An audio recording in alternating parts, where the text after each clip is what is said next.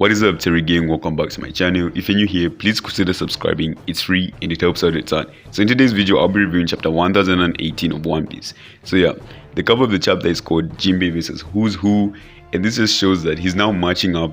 He's now like giving people final matchups, and it just shows that the Wano arc is coming to an end.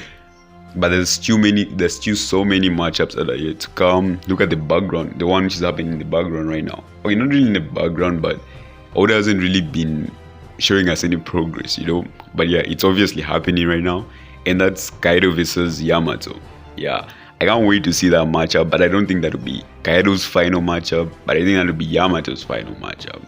Yeah, or maybe Luffy will come and help them or something like that. I just can't wait to see Oda confirming if she's a devil fruit user or not, and I can't wait to see what devil fruit uses. Yeah, so let's dive right into it. Cover of the chapter, we see page 1 as a child trying to read a book of dinosaurs, and he's being interrupted by Uti, who just wants to play with some dinosaur plushies. This is really cute, and again, Oda, please add the covers to the anime. Yeah, so the warriors are making their way to Tama, and they're trying to stop her. So I've been thinking, like, do our powers work like sugars? Like, if you take her out, everyone will come back to normal, everyone will come back to their senses, or are her powers permanent and it's just her choice to like change you to be either an enemy or a friend or something like that. But obviously this will just work on small users, so maybe it's like that. I don't know, leave your comments below. I can't wait to see what you guys have in mind. Yeah, but then everyone is coming to take her out, but then Defugo just comes to the rescue. And it's really funny just seeing how enemies are becoming friends right now. And her powers are really amazing. And, Oda has this way of like giving someone an edge. Like, come on, if she was in another place, would her powers be really useful? Because they only work on small users. And small users, there's just a lot of small users on this island and not on other islands, It's very rare to find some small users on other islands. Yeah. And then Gazelle Man comes rushing in with some good news. He says he found Komachio collapsed back there, but they'll fix him up. Yeah. And again, Nami comments on how amazing her powers are. Like, I agree with her. Turning friends to enemies, that's some OP stuff. Even Usopp compliments her. Yeah. Zeus or Koton, whatever you want to call him, comes out and asks Nami whether or not he can be her servant again. But Nami refuses. This hurts Zeus's feelings, but Nami says, "You can be my servant. We can be partners instead." And this was so wholesome, and I love how Zeus just really got happy after Nami said that. Yeah, he then gets excited and just starts removing the warriors out of the path. He's even referring to himself as Nami's partner now. Yeah, CP0 comments on how the war is currently progressing. They say the numbers of the beast pirates have dropped from 30,000 to 20,000. That's insane. They have really made some progress, like Straw Hat Grand Fleet, And then if you take into account the new defections, then that means that it's currently 20,000 versus 9,000. With the gifts as help, this could end in White success. White being the Straw Hat Grand Fleet. And this is really bad for the Beast Pirates. Like, they don't even have a 2-to-1 advantage right now. Damn. But one of the CP0 members comments that the winner of this war doesn't really matter to them. They just want to confirm his death, and I think they're referring to Who's Who here. Yeah, they even hype up Jinbei's abilities, saying who's to say that he will even survive the night he's facing Jinbei after all. Yeah, I just love how much respect Jinbei is given, even when he's now their enemy and whatnot. Yeah. Then the battle between Jinbei and Who's Who finally begins. This will be very intense, I tell you. Yeah. Jinbei asks Who's Who if he holds a grudge against Luffy, but then Who's Who just replies by saying his real issue is with the one who stole the fruit, red hair Shanks. And I don't really think you want to be on Shanks' bad side. Look at what happened to Kid. He lost his arm, for crying out loud. Yeah. And then Who's Who fires fang pistols, but Jinbei easily deflects them with haki. Who's Who tells Jinbei that Luffy even wears the same hat as Shanks used to.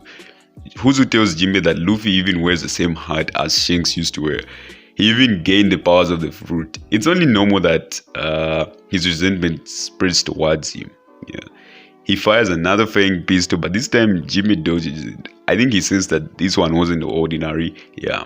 And then Who's Who just tells him that he was wise to dodge it, because if he didn't, it could have eaten him alive. Yeah. Then Who's Who makes an awful comment towards Jinbei, a stereotypical one in fact. He says he didn't think a slimy fishman could move that fast on dry land.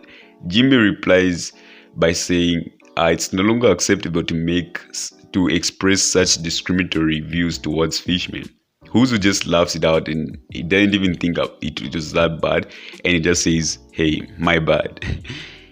He then asks Jinbei a rumor about something that is talked about in the fisherman prison, but he first goes for a bite towards Jinbei's arm. Luckily, Jinbei was covering his hand with haki. And then this is the first time I've ever seen someone like spread haki towards the teeth. Yeah, when he went for the bite, his teeth were like covered in haki. Yeah.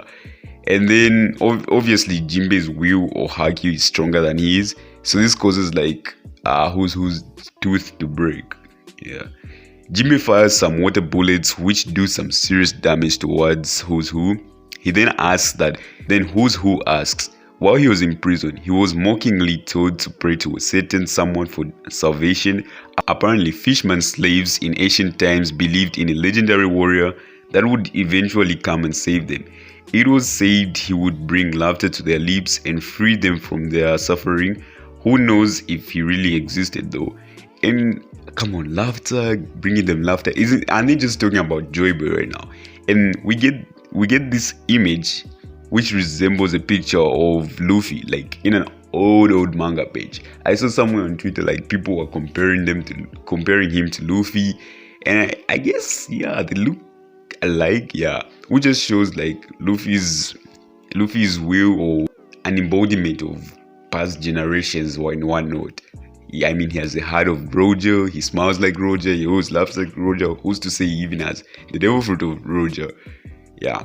And then there's also now Joy Boy coming in there. Yeah, this is some really deep stuff. And then Jinbei asks how does it concern him? And then Who's Who just tells him that since he led the Sun Pirates, maybe he would have a connection with them.